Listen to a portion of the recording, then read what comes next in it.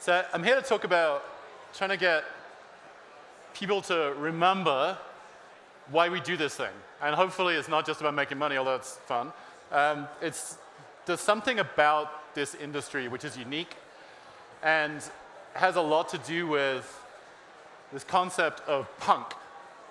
So I'm kind of a little bit punky today. I grew up in the UK during the time when, I guess it was kind of like the late end of the punks, but I remember going down to London and seeing all the guys with the hair and like the jackets, and it was super cool. And so this concept of punk is all about, this is the word for the day, everyone knows the new word for the day, iconoclasm. So an iconoclast is someone who rejects symbols of control. It's often used in a religious context. People who tear down statues, people who break things. Punks are clearly iconoclasts. And I think many of you are too. But what was going on there? Like, if you think about the UK, even now, like the royal family and all these kind of institution, all these symbols of power. And the punks came along and said, screw you, we're going to dress how we want, we're going to do what we want, we're going to be who we want. And sadly, like all great movements, it's co-opted, and here I am wearing a punky leather jacket, and there's a gentleman here with a mohawk, good mohawk. It doesn't mean that the concept, doesn't mean that these movements necessarily have to die out just because they get co-opted, but they do. Right now, our space is being co-opted. This talk is really like a call to action, is to say, let's examine some of the things that are unique about what we're doing, things that are fundamental to, I'm not going to call it Web 3, by the way, fundamental to crypto, and why we should preserve those and what they mean. So the early internet was very much in the spirit of iconoclasm, the idea of, I just want to talk to who I want to talk to. I want to do what I want to do. I want to get in touch with somebody. If you were growing up in Kansas and you were queer, you could actually talk to someone in San Francisco who lived in an environment, at least back then, which was extremely supportive of that lifestyle choice. And you could feel not that weird, like, oh, hey, there's other people like me. And this is very normalized now. We're used to this idea that we can form communities internationally, globally, like that. We can join a movement. We can get in touch with people. But this is a radical idea. The idea that you could just talk to anybody, anywhere. And, because I remember punks, I also remember the early days of the web, but the idea that you could actually access information, you could publish information, you didn't have to go through a gatekeeper. You didn't have to put something in the newspaper. The idea, it used to be, my parents would collect clippings of when I was in sports teams, in newspapers, in magazines. It was like, what the heck is that all about now? You had to get in the newspaper to be communicating. And the very earliest designs, the way that the internet is architected is about an open system. It's designed originally to withstand nuclear attacks. The idea is like this thing just kind of keep going, this decentralization. And the decentralized aspect of it, the idea that it can withstand anything, meant that it was designed to not just withstand nuclear attacks, but also censorship. But something changed, right? And I don't love the word Web 1 or Web 2 or whatever. It's all just kind of the web, right? It's all just the internet. But it's definitely not what it was supposed to be. Or, I mean, maybe it was supposed to be. Who knows? What is supposed to mean anyway?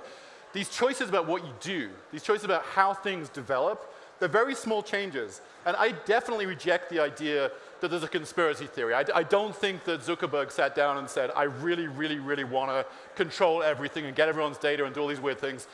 And the guys at Google, I doubt they did that too. But the architecture of the way the web business models emerged, I actually remember the very first, I could do a history lesson here, but I remember the very first banner ads, and I was like, ew, that's weird. Like, what, we're going to do advertising now? That's how we're going to fund these things? But that's how it works. The entire internet is really funded on advertising. I mean, e-commerce, of course, but the way that publishing works is advertising-based. And so with a centralized advertising system, it's natural that the end game of that is a small number of players who have a large amount of data, and that data is highly optimized to personalize things to you, including advertising. And then everyone gets sad and they realize, oh, what do you mean I've been manipulated? You mean Facebook's manipulating me? The government's manipulating me? It's like, well, yeah, like that's normal. Like, if you read 1984, have you read anything? Have you like studied history at all to understand that manipulation is normal in centralized systems? It's going to happen. No matter what kind of democratic state you think you're living in, you're going to get manipulated. And I think I'm not going to get too political today, but you just have to look east a little bit, and you'll see some manipulation happening on both sides. So this failed utopia and this sort of like sad situation where people now compare social media to smoking cigarettes in terms of health dangers is it's just a really unfortunate situation. But can we do better? Like, and why would we do better? Like, what's going to happen? It's tempting to say that what went wrong was really just a search for profit, and I think that's probably true. Right? The advertising architecture, the centralized systems, if you're running a company, you don't just sit there and go, hey, I really want to do better good for the world. I'm going to do blockchain. I'm going to do Facebook for social good. That'll be good, right? We'll do that. No, you're just going to make money, right? Because that's what you're supposed to do. You're not going to sit there and act in a way that's against your economic interests. And so I think when you're like looking at our space and hoping for the best, you should stop hoping for the best. My co-founder and CTO, Jay, gave a talk on unbridled optimism, he called it. And again, it's like this hoping for the best that things are going to be okay, and then it turns out actually it's not okay.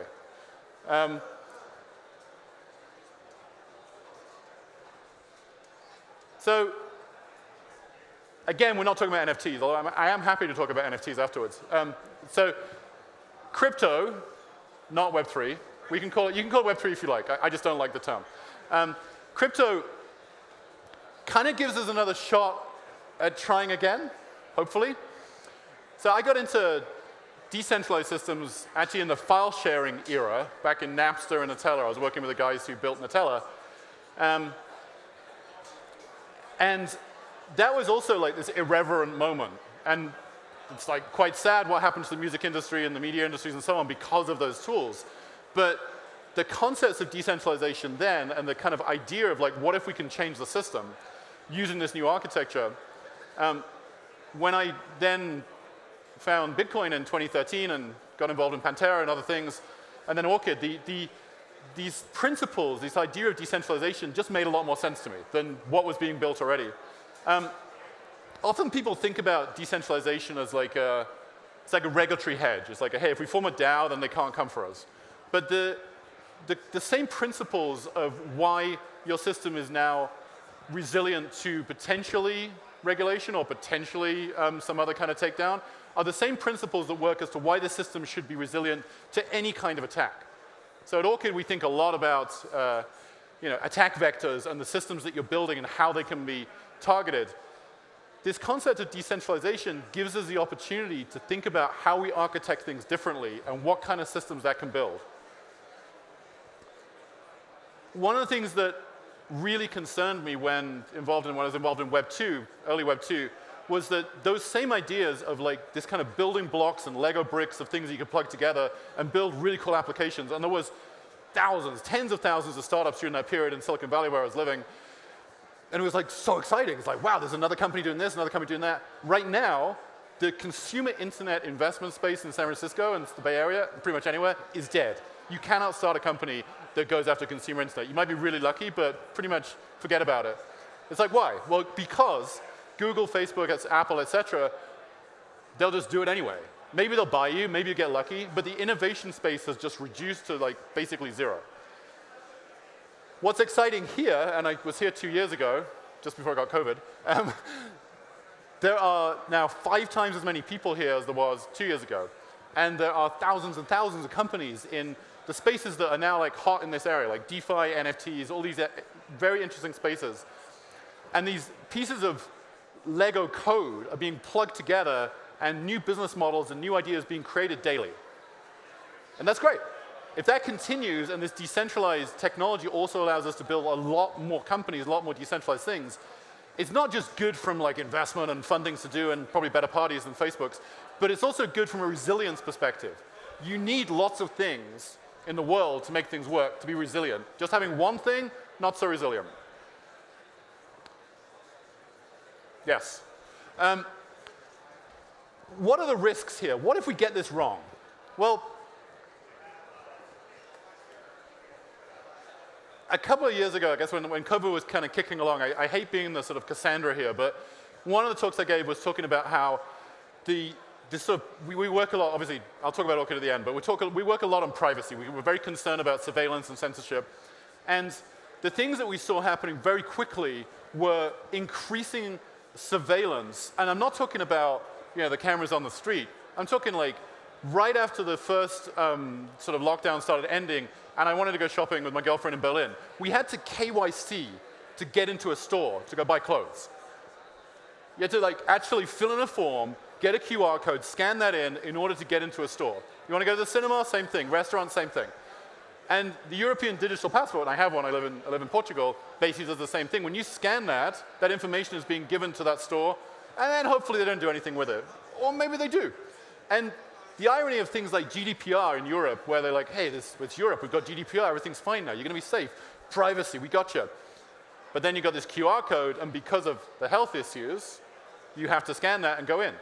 Now, I'm a big believer in public health, and I'm not like some vaccine denier, etc. Like, we can get into another conversation about that later, but these ideas and these principles that get put in place, these new restrictions that get put in place, they don't get wound back. You don't sort of go back and say, oh, hang on a minute, we're now going to have a new law go in place that rewinds these old laws.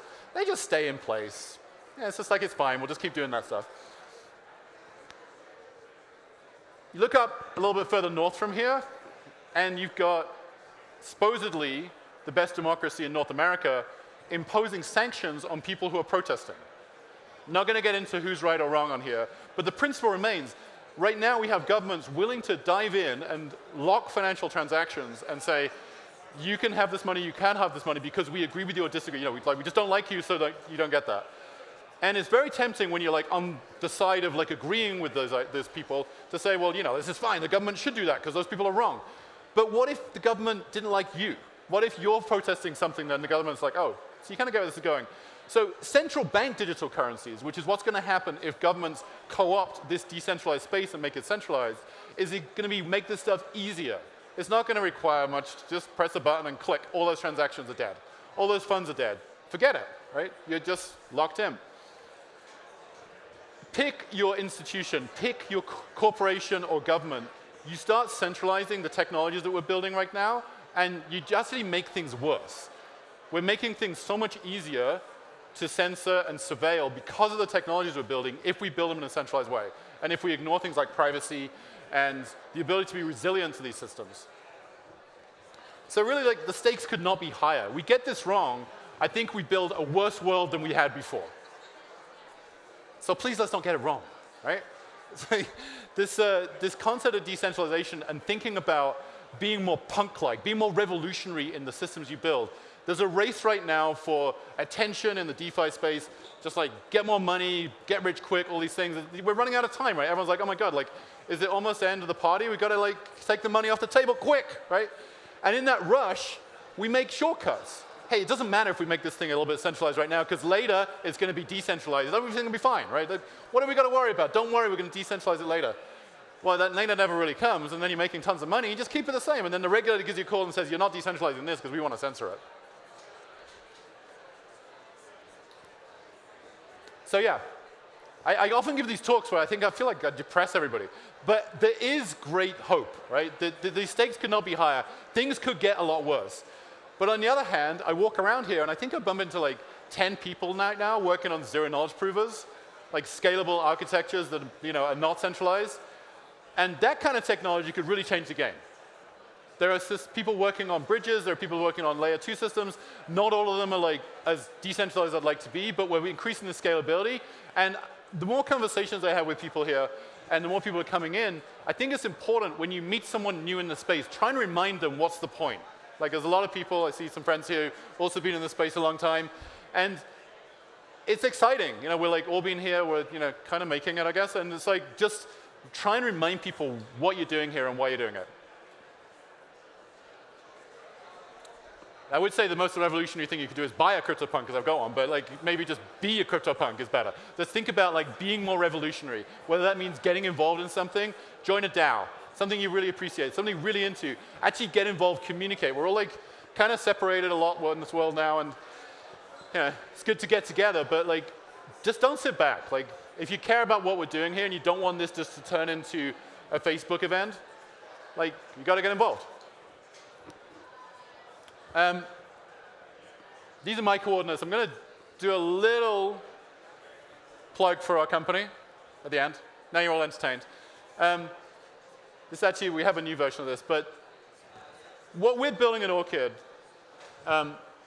is a specific take on this. So you have these architectures that have been built. Bitcoin, it's like decentralized. They're all decentralizing centralized systems of control. The Bitcoin systems of control are focused around governments and banks, right? Like printing money and controlling how it moves.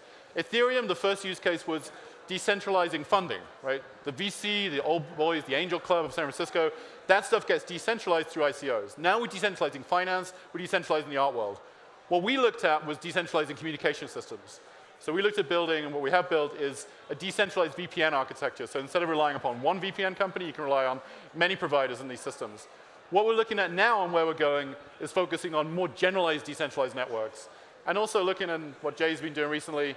In case you don't know, Jay found a pretty significant exploit in optimism and sent it in and fixed it and got the third largest bounty ever in history now.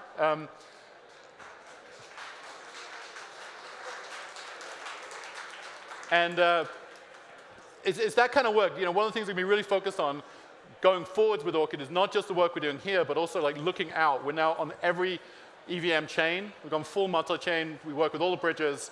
And in doing that work, because we have like this sort of hardcore security team and people who are good at these things, we're looking and trying to come out and protect some of these blockchains so that at least that part of it works. We're available on Mac, iOS, and Android. We've got a very innovative decentralized payments network, payments architecture. We're looking at more broadly decentralized systems, other kinds of applications beyond VPNs, all with a focus on privacy. Kind of go back. Oh, this is how to find me. I'll also be here for the next couple of days. Thanks very much. Enjoy ETH Denver.